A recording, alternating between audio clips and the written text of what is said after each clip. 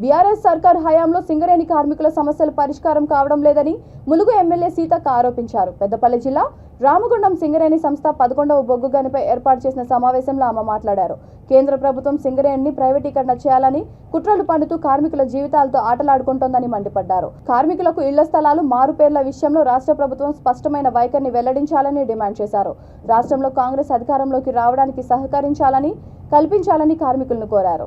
కార్మికులు చెమటను రక్తంగా మార్చి 500 కోట్లు ఈ రోజు సింగరేణి మెడికల్ కళాశాలకు ఇస్తే కనీసం ఆ కళాశాలకు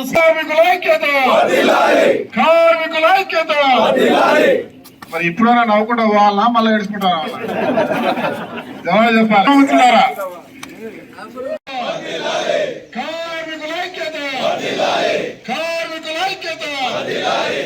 మరి ఇప్పుడైనా నవ్వుకుంటా పోవాలన్నా మళ్ళీ ఏడుచుకుంటారా? అసెంబ్లీలో టీఆర్ఎస్ వాళ్ళు బాగుందని డబ్బా కొట్టడానికి అసెంబ్లీ సమావేశాలు ఇతరత్ర గానీ డబ్బులు పెట్టకుండా ఉద్యోగాలు ఇచ్చే పరిస్థితి లేదు. 2016లో మొట్టమొదటి సింగరేణి ఉద్యోగాల నియామకాలలో కూడా అనేక అవకతవకలు జరిగినాయి. మన పిల్లలు మెరిట్ అన్నారు, మెరిట్ లేకుండా మరి నిన్న కనుక ప్రశ్నపత్రాలు లీకేజ్ అయినట్టుగా వాళ్ళకు సంబంధించినటువంటి వ్యక్తులకు కొంతమందికి ఇచ్చుకున్నారు. కొంతమంది మరి ఇబ్బంది పడ్డటువంటి పరిస్థితి కూడా మనకు తెలుసు. ఇప్పుడు తెలంగాణ వస్తే ఉద్యోగాలు వస్తాయి, ఉపాధి జరుగుతుంది, సింగరేణి వ్యవస్థ కూడా బాగుపడుతుంది, మనందరికి కూడా బయట కూడా ఇండ్లు దొరుకుతాయి, డబుల్ బెడ్రూమ్లు ఇస్తారు మన కుటుంబాలకు, మన సభ్యులకు, మన బంధుమిత్రులకని ఆశపడ్డాం.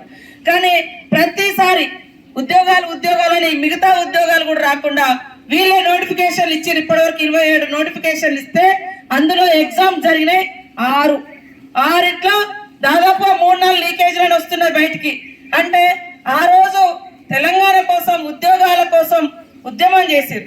ఉద్యమమే ఉద్యోగం లాగా ఊపిరి అనుకొని పోరాటం చేసినటువంటి పిల్లల యొక్క ఆశలు నిరాశలు అవుతున్నాయి. మీ పిల్లలు కూడా ఎంతో మంది చదువుకొని అక్కడ కోచింగ్ సెంటర్లలో తిరిగి అలసిపోతున్నారు. ఇంటికి వచ్చి జవాబు చెప్పుకోలేనటువంటి పరిస్థితి.